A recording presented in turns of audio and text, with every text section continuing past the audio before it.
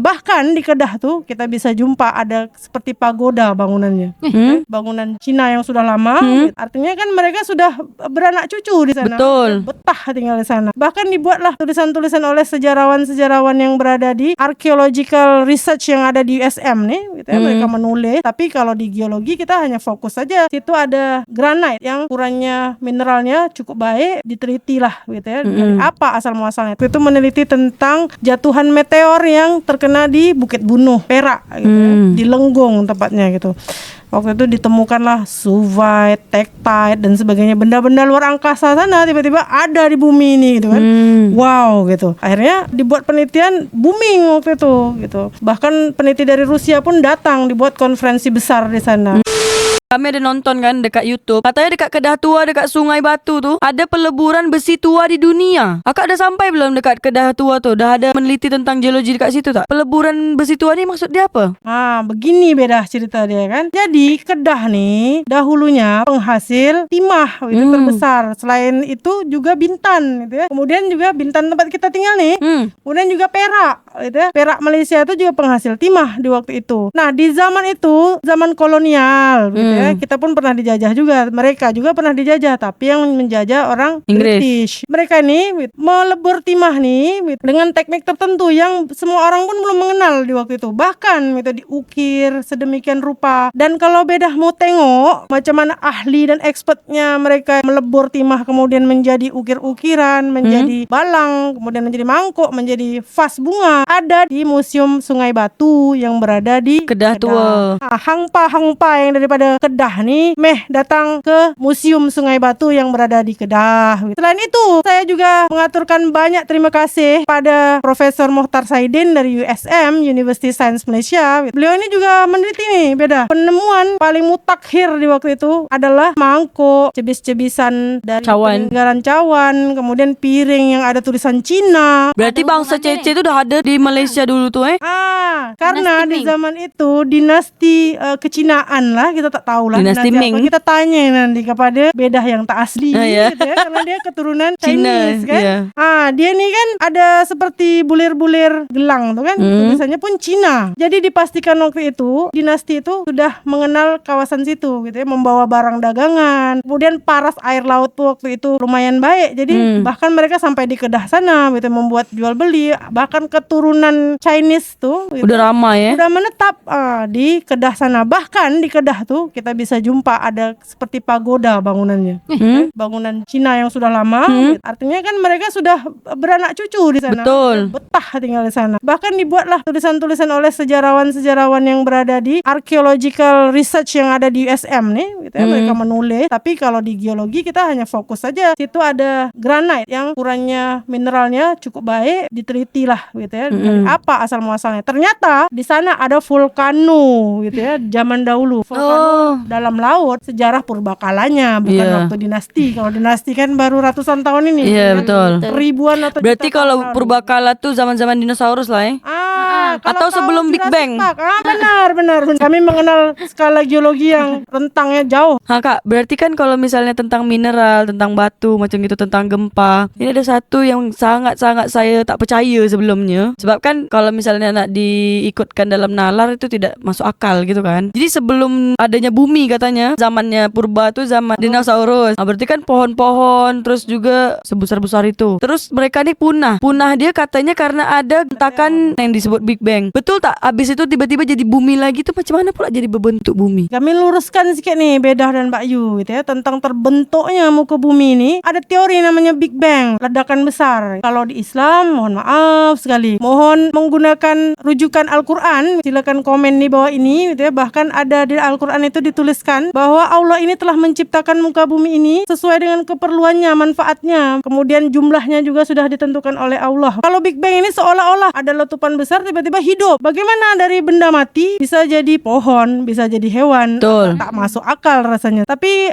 kita perlu juga lah memperkaya keilmuan ini sambil mencari ilmu, diriletkan dengan Al-Quran yang memiliki kepercayaan. Kemudian sejalan. Boleh belajar itu, tapi jangan sesat sangat. Boleh percaya tapi jangan percaya kali. Iya, betul. Sebab kan ada yang bilang kalau bumi itu datar macam gitu-gitu kan, dikait-kaitkan dengan Big Bang tuh. Betul tak? Pernah dengar tak macam gitu? Bumi itu benar. datar Iya, pernah, bumi pernah. datar tapi kan dikaitkan dengan Big Bang dulu pertama kali. Habis itu baru bilang bumi itu datar. Coba lah kau letak air, kenapa dia tak cembung lah macam gitu-gitu kan orang tuh tanya. Terus kenapa jalanan ini lurus tak mengkelok macam gitu kan dia cakap kan. Sebenarnya wallahu alam ya, aku tak paham juga. Karena aku belum pernah keluar angkasa dan tengok bumi itu bulat ke datar ke.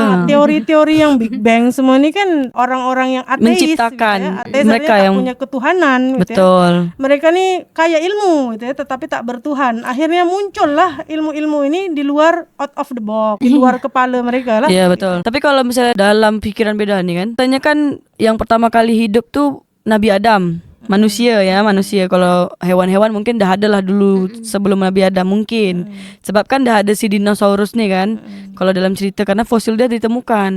Memang walaupun kita tak bisa buktikan macam mana bentuk dia, tapi kan orang dah ada yang menggambarkan dari bentuk tulang-tulangnya tuh. Berarti setelah mereka punah nih kan, berarti kan ada masa di mana kosong nih bumi nih. Kakak percaya tak kalau misalnya beratus-ratus tahun dulu baru ada Nabi Adam? Nah, jadi Allah ini sebenarnya kalau di Al-Quran kan ciptakan bumi dan isinya dulu. Artinya ada tumbuhan yang bisa dimakan, ada hewan-hewan yang bisa membantu pergerakan, mobilisasi gitu ya. Kalau kita berkuda lah waktu itu mungkin ya. Kemudian barulah muncul Nabi Adam nih yang awalnya kan dia memang di surga sana, diturunkan ke bumi karena makan buah huldi gitu ya, tak patuh terhadap perintah Allah. Tapi ingat tak, waktu itu mereka terpisah, ada struggle of life, mencari makan lah kan.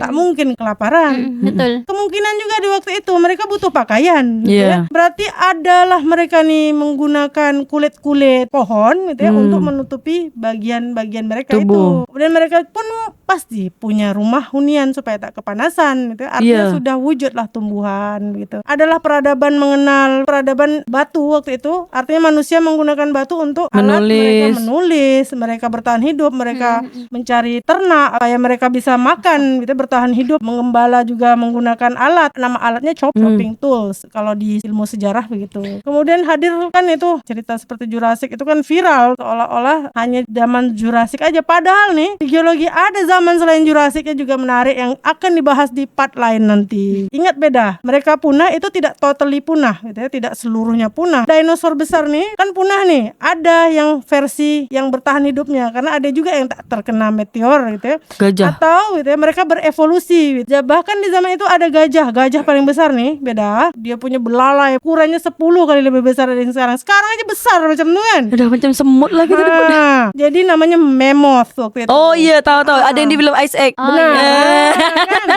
Kemudian sekarang dah berevolusi lah, kecil badannya gitu ya. Jadi gajah. Jadi gajah. Bahkan ada tuh kecoa purba namanya trilobit. Di zaman itu boleh dimakan, beda, sedap. Bahkan itu sekarang jumpa di Langkawi Kedah sana, tapi kecoa laut. Dia mirip seperti udang gitu ya, dijual di Langkawi. Kalau beda nak rasa, itu zaman geologinya kita sebut sebagai trilobit. Artinya punah tapi tetap meninggalkan genetiknya. Betul. Akhirnya Oh, tak iya, oke. totally punah. Jadi yang korang tengok nih adalah kampus UITM Kedah. Tak jauh dari kampus ni lah letak tapak arkeologi Sungai Batu Kedah Tua Malaysia. Penemuan peradaban besi pertama di dunia. Ilmuwan-ilmuwan dari luar negara pun semua berkumpul dekat sini buat teliti penemuan ni. Termasuk akak yang tadi itulah. Di Sungai Batu ni sekitaran dia banyak kampung. Ada kampung Sungai Baru, ada kampung Pasir, Pangkalan Bujang, Kampung Bujang, macam-macam lah. Jadi di zaman dulu tuh Kedah Tua ni penghasil timah terbesar, termasuk Bintan, Pulau Bintan dekat Riau yang asli ni.